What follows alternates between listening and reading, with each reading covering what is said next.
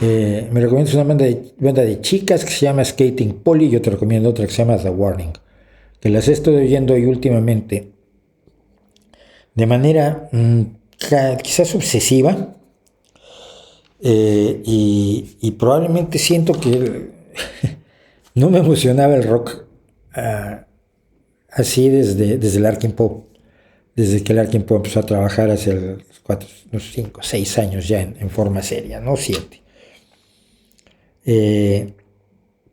Pero les recomiendo a The Warning y les voy a seguir recomendando. Acaban de hacer un cover, que no es un cover, de Enter Sandman, de Metallica, con Alicia Cara, que es una cantantita pop, para el disco de homenaje a los 30 años del disco negro de Metallica, y están rompiendo el mundo.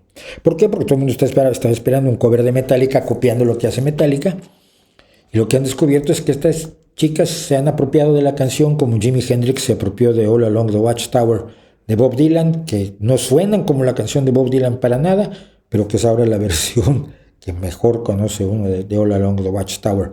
Es una de las grandes, probablemente el mejor cover que se ha hecho en la historia. Entonces, oigan, The Warning, no es que sean mexicanas, yo no tengo orgullos nacionales, bobos, es que es un grupo de rock de primer nivel, un power trio.